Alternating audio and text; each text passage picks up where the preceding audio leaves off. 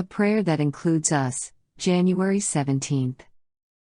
Then Jesus said, "Father, forgive them, for they do not know what they do."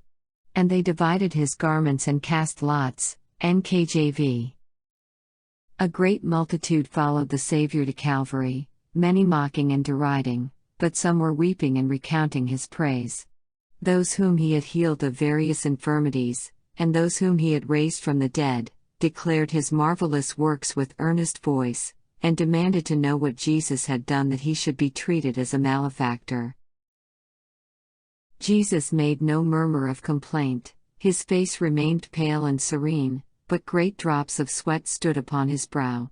There was no pitying hand to wipe the death dew from his face, nor words of sympathy and unchanging fidelity to stay his human heart.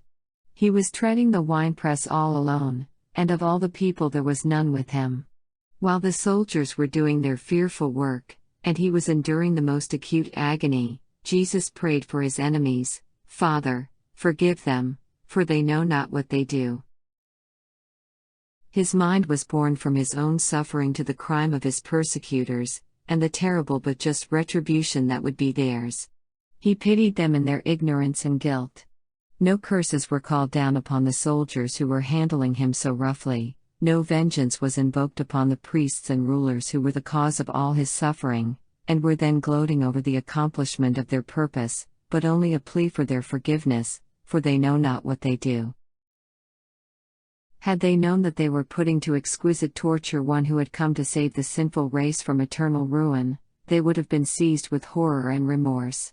But their ignorance did not remove their guilt, for it was their privilege to know and accept Jesus as their Savior. They rejected all evidence, and not only sinned against heaven in crucifying the King of Glory, but against the commonest feelings of humanity in putting to a torturous death an innocent man. Jesus was earning the right to become the advocate for humanity in the Father's presence. That prayer of Christ for his enemies embraced the world, taking in every sinner who should live, until the end of time.